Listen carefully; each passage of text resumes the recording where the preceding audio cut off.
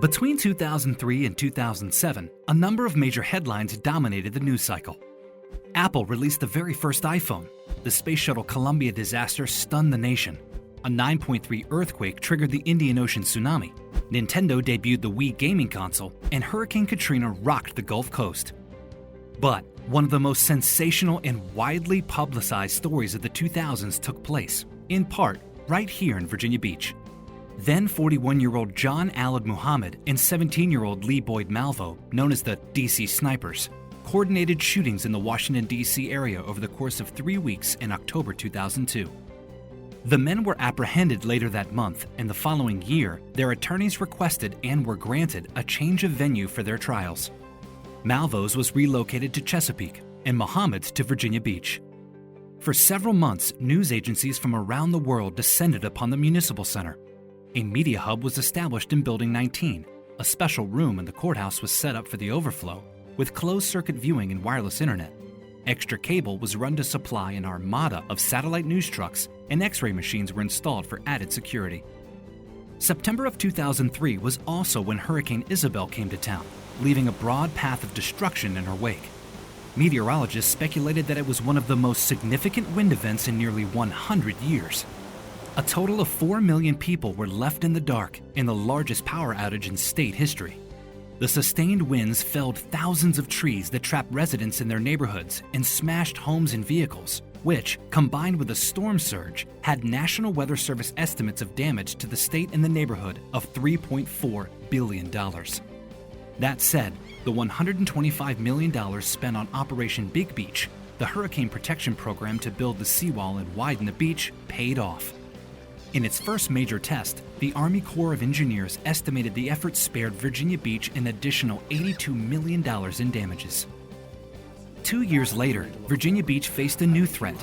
The 2005 congressionally appointed Base Realignment and Closure Commission had added Naval Air Station Oceana to the chopping block due to encroachment around the airbase. Well, Oceana to us, from an economic perspective, was our Fortune 500 company, and the economic benefits of Oceana were immeasurable. But more importantly, or maybe as importantly, is the Navy families of Oceana are woven into the fabric of this city.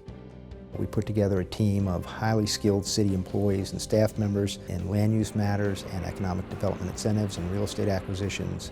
We sat in a room and planned for weeks. We only had 7 months to put together a plan that I'm sure included over 50 ordinances and affected over 46,000 acres of land. And we did so in a manner that met all of BRAC's requirements and in fact exceeded them. We preserved an economic asset to the city. Initially we were told it could never be done, but I think it turned into one of Virginia Beach's finest moments. Ultimately, the city executed a successful strategy to conform to federal requirements. Estimates at the time projected that had Oceana closed, Virginia Beach would have lost more than 12,300 military and civilian jobs and about $305 million in net tax revenue over 20 years. 2005 was also the year the city cut the ribbon on the new $206 million Virginia Beach Convention Center, which replaced the much smaller 25-year-old pavilion and welcomed the iconic 34-foot-tall King Neptune statue to the boardwalk at 31st Street Park.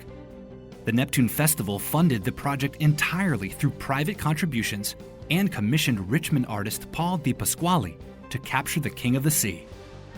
Following a highly successful 2-year fundraising campaign, the Sandler Center for the Performing Arts opened its doors on November 3, 2007, with a performance by violin virtuoso Itzhak Perlman.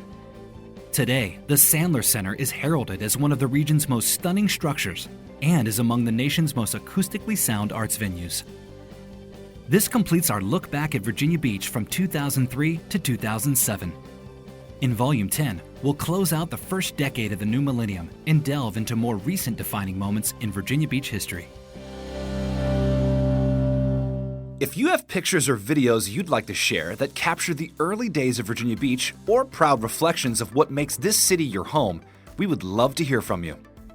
Visit vbgov.com/nostalgicvb for step-by-step directions on how to get those pictures and videos to us.